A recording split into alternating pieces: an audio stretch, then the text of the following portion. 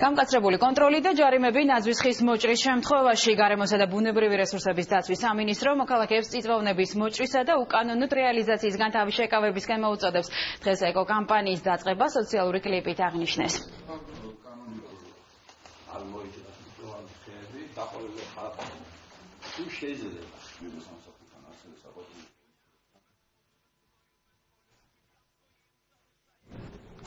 ministri ხათუნა გოგალაძეა ჩვენი სტუმარი, ალბათ ხათუნა მოგესალმებით. მოგესალმებით. თუ შეგიძლიათ გითხრათ რა ფულადი ჯარიმის გადახდა მოუწევს მოქალაქეს ტყის ფონდის ტერიტორიაზე ნაძვის ხის მოჭრის შემთხვევაში? ჯარიმები განსხვავებულია იმის მიხედვით თუ სად მოხდება უკანონოდ წიწვოვნის მოპოვება. თუ ეს არის ტყის ფონდის ტერიტორიაზე, როგორც თქვენ დამისვით შეკითხვა, ჯარიმა მერყეობს 200-დან 400 ლარამდე, მაგრამ თუ მოჭრა მოხდა დაცულ ტერიტორიაზე, მაშინ ჯარიმა უფრო მაღალია 400-დან 500 ლარამდე.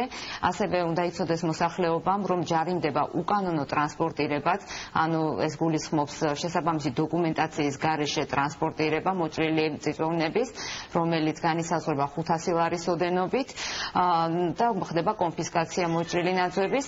გარდა ამისა, აღსანიშნავია ისიც, რომ თუ გარემოზე მიყენებულმა ზიანმა შეადგინა 1000 ლარი და უფრო მეტი, მაშინ უკვე სისხლის სამართლის პასუხისმგებლობასთან გვაქვს კავშირი. ხათუნა, გარდა ფულადი ჯარიმებისა, რა მექანიზმებით არის შესაძლებელი ხის მოჭრის რეალიზაციის პრევენცია?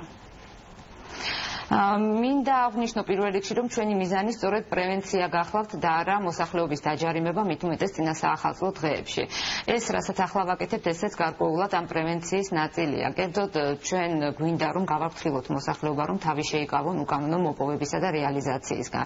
ჩვენ გავაკეთეთ გარემოსდაცვის სამინისტრომ კლიპი, რომელიც გაშუქდება და გავადატრიალდება როგორც რეგიონულ ტელევიზიებში, ასევე რადიოებში, რომელიც აფრთხილებს მოსახლეობას, რომ არ მოჭრან ნაძვი, რადგან მისი დასჯა პროსტორატ ეს უკანონოა და იქნება ადმინისტრაციული ჯარიმები. ყველანაირად ვცდილობთ, ეს მხოლოდ დასაწყისი არის ჩვენი კამპანიის, ვეცდებით კიდევ ახალი წლის პერიოდამდე სხვადასხვა ფორმებით მოსახლეობის გაფრთხილება მოვახდინოთ, რათა თავი შეიკავონ ამ მართლაც და უკანონო საქმიანობისგან ერთის მხრივ, რაც ნამდვილად დიდ ზიანს მიაყენებს თითოეული ოჯახის ბიუჯეტს და ნამდვილად არ არის ეს ჩვენი მიზანი და იქნება სასიამოვნო არც ჩვენთვის და მით უმეტეს არც მოსახლეობისთვის. მეორეს მხრივ აქ არის გარკვეული მორალური მხარეც, რომ არ შეიძლება ნაძვების მოჭრა ასე უკანონოდ, გამომდინარე იქიდან, რომ საქართველოში მილიონი ოჯახი მაინც არის, თითოეულმა ოჯახმა რომ მოინდომოს, რომ ცოცხალი ნაძვის ხე ჰქონდეს და ამის მოპოვება მოხდეს უკანონოდ, წარმოიდგინეთ, რომ ეს არის განადგურებული მილიონი ხე, ან განადგურებული წვერწაჭრილი ხეები, რომელიც ასევე ხმება შემდეგ და ეს საბოლოო ჯამში ძალიან ცუდ შედეგებამდე მივიყვანს. ხათუნა, წიწვოვნების ტრანსპორტირება აღნიშნეთ. რა შემთხვევაშია დასაშვები წიწვოვნების რეალიზაცია და რა საჭირო დოკუმენტაცია უნდა იქონიონ თან რეალიზატორებმა? წიწვოვნების ტრანსპორტირება და საერთოდ მისი მოპოვება შესაძლებელი არის მხოლოდ ადგილობრივი საკარმიდამო მონაკვეთიდან ან საკუთარი სანერგეებიდან. შესაბამისად, ადამიანებს უნდა ჰქონდეთ შესაბამისი დოკუმენტაცია. საკარმიდამო მონაკვეთების შემთხვევებში ამ დოკუმენტაციას გასცემს ადგილობრივი მუნიციპალიტეტი. თუმცა მინდა გავაგრძელო ეს შემოწმების და კონტროლის თემა და აღვნიშნო, რომ მიუხედავად იმისა, რომ კიდევ მეორებ ჩვენი მიზანი ნამდვილად არ გახლავთ ის, რომ დავაჯარიმოთ მოსახლეობა და ჩავაყენოთ უხერხულ მდგომარეობაში და ეს ჩვენთვის ნამდვილად არ არის სასიამოვნო პროცესი, მინდა ხაზი გავუსვა იმას, რომ გამკაცრდება კონტროლი როგორც მოჭრაზე, ასევე მის ტრანსპორტირებაზე. მათ შორის იმ შემთხვევაში, თუ თქვათ დადგინდება, რომ ადამიანს აქვს საბუთი. ყოველ შემთხვევაში მოხდება გადამოწმება იმისა, რამდენად იმ არსებულ საბუთში, არსებულ დოკუმენტში მითითებულ ადგილას არის მოჭრილი ესა თუ ის ნაძვი.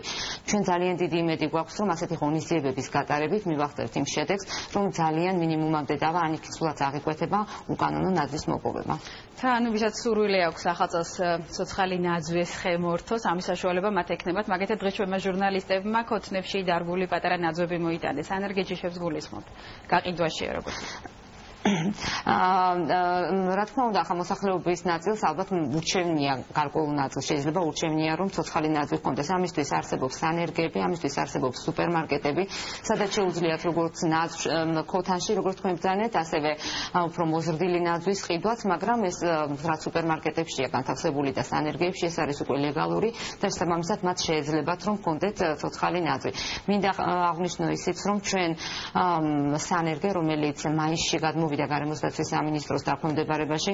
გვინდა რომ სანერგეში ეს ამ მიმართულებით განვავითაროთ და ძალიან გავაღრმავოთ მუშაობა. შეიძლება მოსახლეობის დიდმა ნაწილმა არც იცოდეს, მაგრამ ვიტყვი რომ ევროპა საახალწლოდ მარაგდება სწორედ საქართველოდან, რაჭიდან წაღებული სოჭის თესლიდან გამოყვანილი ცოცხალი სოჭებით.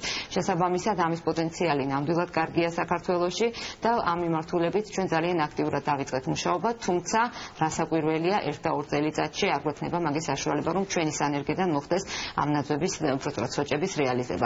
მაგრამ დღევანდელი მდგომარეობით არსებობს სანერგეები, არსებობს სუპერმარკეტები, სადაც შეიძლება თითოეულ ადამიანს რომ მივიდეს და შეიძინოს ცოცხალი ნაძვი, თუ თქვათ ამის სურვილია. გავდიხათუნა და ბოლოს რომ გითხრა ძალიან სასიამოვნო ინფორმაცია მოგვაწოდეთ და სტატისტიკა გასულ წლებთან შედარებით ხის უკანონო მოჭრას გულისხმობ. რა ვითარება არ მხრივდა, რომ შეაფასოთ ზოგადად რა მდგომარეობაშია დღესდღე? დღე ვერ გეტყვით რომ ძალიან გამართულ მდგომარეობაშია, იმიტომ რომ წლების განმავლობაში იმ პრაქტიკამ, რა პრაქტიკაც არსებობდა ტყის მიმართ, მიგვიყვანა ძალიან ცუდ მდგომარეობამდე. ტყეების დიდი ნაწილი არის დეგრადირებული, არის დაავადებები, არის უკანონო ჭრები. შესაბამისად, ჩვენ ზედამხედველობის დეპარტამენტი, რომელიც ასევე 2013 წლის მაისში შეიქმნა, ერთ-ერთი მთავარი მიმართულება სწორედ ესეთი უკანონო ბუნებათსარგებლობის ხელშეშლა და ესეთი კანონახსრულება ამ მიმართულებით. მე ვერ გეტყვით გასული წლის სტატისტიკას, რადგან გასულ წელს მსგავსი სამსახური არ არსებობდა და შესაბამისად ძალიან რთულია, როდესაც არ არსებობდა, შემოწმებებიც არ ხდებოდა, მაგრამ წლევანდელი მდგომარეობით მაისიდან ჩვენ გავაკეთეთ ამის შესახებ ანგარიშიც, მაისიდან დეკემბრის დასაწყისამდე ამ პერიოდში გამოვლენილი იყო 2000-ზე მეტი კანონდარღვევის ფაქტი, ესე უკანონო სარგებლობას გულისხმობ და აქედან 45% მაინც დაახლოებით იყო სწორედ ხე-ტყესთან დაკავშირებული უკანონოების გამოვლენებები. დიდი მადლობა დაგემშვიდობებით. ქრონიკის შეკითხვებს გარემოსა და ბუნებრივი რესურსების დაცვის მინისტრი ხათუნა ქოქალაძე პასუხობდა. მადლობთ ნახვამდის. მადლობთ.